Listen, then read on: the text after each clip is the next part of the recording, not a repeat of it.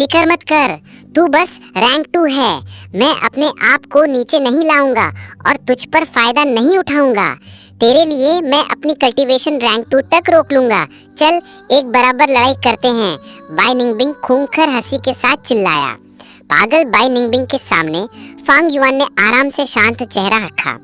उसने गरम नजर का बराबरी से जवाब दिया, ठंडी आवाज में बोला, मुझे मारना है तो आ। और कुछ बोलने को नहीं। फांग युआन ने पहला कदम उठाया। उसका शरीर पत्ते की तरह हवा में लहरा गया। बाई निंगबिंग की हंसी एकदम रुक गई। उसकी आवाज में दर्द घुल गया। मुझसे भाग मत। वो तुरंत पीछे भागा। फांग युआन का पीछा बेतहाशा किया। फांग युआन ने इस बेकार मास्टर का चुपके से मजाक उड़ाया। घाटी की तरफ भागता रहा। दोनों के घाटी के मैदान में घुसने से भेड़ियों का झुंड गुस्सा हो गया। बिना वक्त गवाए फांग युआन और बाई निंगबिंग पर हमला कर दिया। जो गू मास्टर्स पहले ही घाटी में फंसे थे और एक आदमी खो चुके थे, उन्होंने ये तमाशा देखा। बाकी चारों ने जब भेड़ियों का ध्यान बंटता देखा तो राहत की सांस ली। ठोकर खाओ भाई, रीइंफोर्समेंट्स आ गए, एक ने जोर से चिल्लाया। खुलम खुला भेड़ियों को नए आए लोगों पर उकसाने की कोशिश की। सिर्फ 2 क्यों? दूसरे ने क्लूलेस होकर पूछा जब उन्होंने फांग युआन और बाई निंगबिंग के धीमे रूप देखे। पर जब वो पास आए, गुयू मैंशी का चेहरा पहचान के साथ अजीब हो गया। ये वो है। वो फांग युआन को भूल नहीं सकता था। साथ में डर और शर्म का तीखा एहसास उसके दिल के सबसे गहरे डर को उभार दी।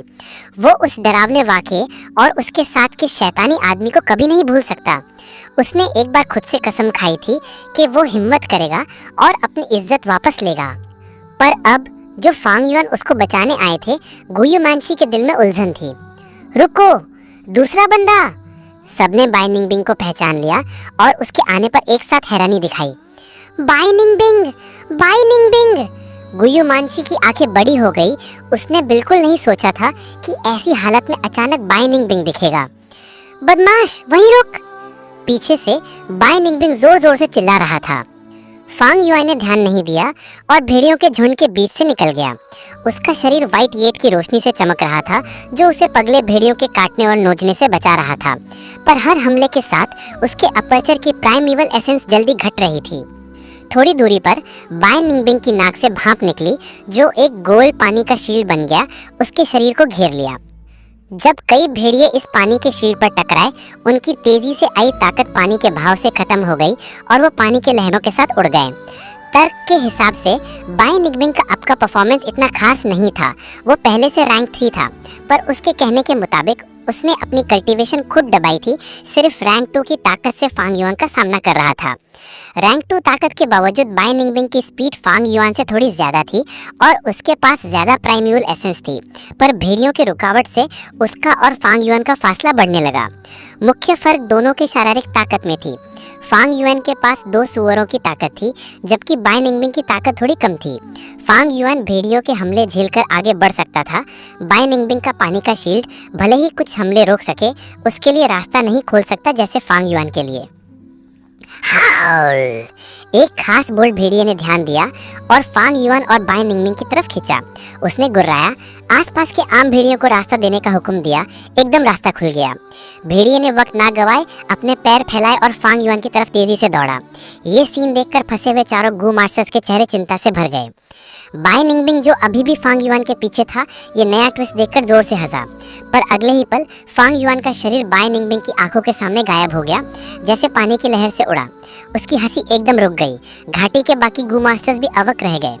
बोल्ड भेड़िए ने फांग युआन को खोकर गुस्से से गुर्राया, पर अपनी स्पीड नहीं घटाई और बाई निंगबिंग पर अपना गुस्सा निकालने के लिए दौड़ा।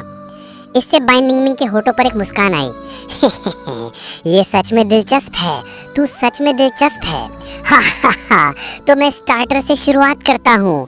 बात खत्म करते ही उसकी आंखें काली से आसमान जैसी नीली हो गई। वो एक टांग उठाकर फ्लेमिंगो की तरह खड़ा हो गया, बर्फ का ब्लेड पकड़ा और घूमने लगा। तेजी से घूमते हुए बर्फ के ब्लेड ने हवा में कई तलवार के निशान बनाए। एक तूफान जैसा सीन बन गया। चमकते तलवार के लहरों ने एक बर्फ का तूफान बनाया और भेड़ियों के झुंड को घेर लिया। कई भेड़िए इससे टुकड़े टुकड़े हो गए। गोश्त के छोटे टुकड़े तूफान में उड़ने लगे, पर ज्यादा खून चारों तरफ नहीं छिट रहा, क्योंकि यह बर्फ के तूफान में जमा चुका था। बोल्ड भेड़िए ने गुर्राया, तूफान के खिलाफ अपना खूंखारपन दिखाया। उसके शरीर में गू वम काम करने लगा। उसके बालों में सुनहरी बिजली चमकी। उसके शरीर के बाल खड़े हो गए, सुनहरी बिजली जंजीर जैसी बहने लगी। उसके शरीर और पैरों को घेर लिया। ये एक छोटी सी जंजीर जैसी जाल बन गई। उसके 4 पैर तेजी से चले। वो सुनहरी तीर जैसा दौड़ा। बर्फ के ब्लेड तूफान में घुस गया। घाटी में एक जोरदार धमाका हुआ। जब बर्फ का तूफान रुक गया, बर्फ का एक टुकड़ा हवा में उड़ा और सूश करके ऊपर के पहाड़ी पत्थर में छिप गया। सफेद धुंध चारों तरफ फैल गई। बोल्ड भेड़िया जमीन पर पड़ा। उसका दिल बर्फ के ब्लेड से छेदा गया। ऐसा मौत का हमला उसकी जान तुरंत ले गया। बाइनिंगबिंग हंसा जब उसने हाथों में बर्फ का ब्लेड वापस लिया, जीत का घमंड करता हुआ। ब्लेड आधा टूट चुका था, बचा हुआ हिस्सा दरारों से भरा। उसके हाथ में बुरा हाल, पर बाइनिंगबिंग को परवाह नहीं थी। उसने लेफ्ट हाथ से ब्लेड को छुआ। पहले वाला बर्फ का धुंध उसके लेफ्ट हाथ से निकला, हैंडल से ब्लेड तक फैला, पूरा घेर लिया। जहाँ जहाँ ये पहुंचा, बर्फ का ब्लेड नए सिरे से बना। तेज धार वापस आई। जल्द ही टूटे हुए एंड की जगह एक नया टिप बन गया। बोल्ड भेड़िए की मौत ने भेड़ियों के झुंड को तितर बितर कर दिया, पर फांग युआन कहीं नहीं दिखा। हम लॉर्ड बाइनिंगबिंग के बचाने का एहसान जरूर याद रखेंगे। बचे हुए कुछ गुम मास्टर्स आगे आए और बाइनिंगबिंग को शुक्रिया अदा किया। सिर्फ गुयुमानशी वहीं खड़ा रहा। उसका चेहरा उलझा हुआ था। पहले वो बाइनिंगबिंग से हार गया और बहुत गुस्सा था, पर उसे छोड़ दिया गया। अब भले ही उसने मोनोलिथ गु को सक्सेसफुली रिफाइन कर लिया था, बाइनिंगबिंग को दोबारा देखकर उसे उसके साथ चैलेंज करने का हिम्मत नहीं था। बाइनिंगबिंग ने ठंडी हंसी मारी। अचानक उसका हाथ हिला और बर्फ का ब्लेड ने हवा में चमकते निशान बनाए। ये आह आह 3 गुम मास्टर्स घायल हो गए। उन्होंने नहीं सोचा था कि अभी बचाने वाला अभी अटैक करेगा। उनके चेहरे पर विश्वासघात का भाव था जब वो जमीन पर गिर गए, हमेशा के लिए। बाइनिंगबिंग, तू क्या कर रहा है? गुयुमानशी चिल्लाया, हैरान और गुस्से में। कातल, और क्या? तेरे दिमाग में कुछ गलत है? ये इतना साफ नहीं है। लांती वाला, गुयुमानशी ने गुस्से से मुट्ठियां भींच ली, दांत पीसकर गाली दी। हम 3 क्लैंस का अलायंस है, फिर भी तो गुयु क्लैंसमैन पर हमला करता है। ये अलायंस ट्रीटी का उल्लंघन है। अगर कोई दिक्कत है तो मुझ पर आ, मैं यही हूँ। छोड़, अब वक्त है हम पहले का हिसाब चुकता करें। ये कहते हुए गुयुमानशी ने चिल्लाया और कुछ कदम आगे बढ़े बाइनिंगबिंग की तरफ। उसने मोनोलिथ गु को पूरी ताकत से चालू किया। उसके शरीर के सारी मसल्स उभर आई। एक मोटी पत्थर की खाल बनी। पूरा रूप एक पत्थर के आदमी जैसा हो गया। मौत बुलाता है। बाइनिंगबिंग ने ठंडी हंसी मारी, ब्लेड उठाया। तेज बर्फ का ब्लेड बेरहमी से नीचे आया। पहले गुयुमानशी के सर पर भौंकों से गुजरता हुआ नाक, होठ और गले तक चली गई। ब्लेड एकदम से सीने तक छेदता हुआ रुक गया। पत्थर के टुकड़े उड़ गए जब बर्फ का ब्लेड पेट पर लगा और ब्लेड टूट गया। पर बर्फ के धुन ने गुयुमानशी के शरीर में बची हुई जिंदगी को जमा दी। प्लॉप, वो जमीन पर छितर गया, एकदम मरा हुआ। उसके शरीर पर पत्थर की खाल धीरे धीरे गायब हो गई। असली रूप दिखा। कुछ जाना पहचाना सा लग रहा है। बाइनिंगबिंग ने पत्थर के झटके से दर्द वाली कलाई हिलाई। उसने वो वाकया भूल गया था जहां उसने मानसी को छोड़ा था। उसने सर हिलाया, घाटी की तरफ मुड़कर चिल्लाया, बाहर आओ।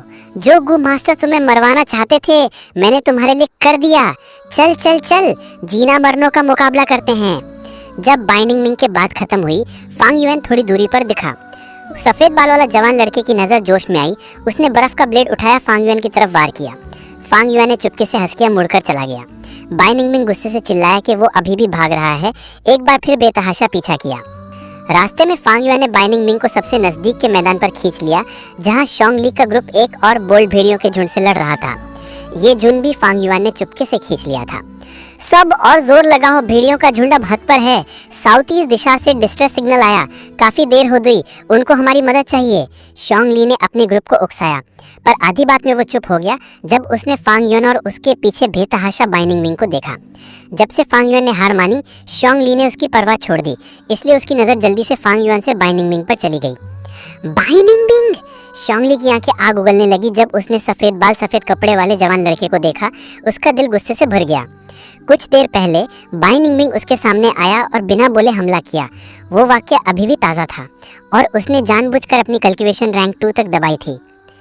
शोंग ली घायल हो गया और हार गया।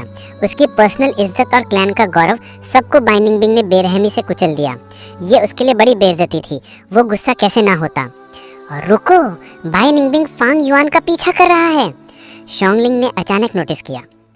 उसका शरीर छोटा, गोल, टकला सा रोशनी से चमकता था। शोंग लिन फांग युआन की उम्र का है, पर बिग ग्रेट टैलेंट के साथ वो शोंग क्लैन के नए मगू मास्टर्स में नंबर 1 टैलेंट था। वो भी अब रैंक 2 कल्टीवेटर था और कुछ तजुर्बा पाकर बड़ा हो गया। शोंग ली ने हमला करने का मन दबा लिया। फांग युआन गुयू क्लैन से था, शोंग क्लैन से नहीं। भले ही 3 क्लैन का अलायंस था, फिर भी वो करीब नहीं। बाहर वाले की लड़ाई में बेहतर है ना पड़ो। शोंग ली का ग्रुप तमाशा देखने वाला था, पर फांग युआन ने ये कैसे होने देता। उसके एक जुमले ने उनका नजरिया एकदम बदल दिया। फांग युआन जल्दी से शोंग ली के ग्रुप के पास पहुंचा और डर भरी आवाज में चिल्लाया, उसके पास प्लंडर गू देखा मैंने, मुझे बचाओ, बाइंडिंग बिंग सब गवाह खत्म करना चाहता है।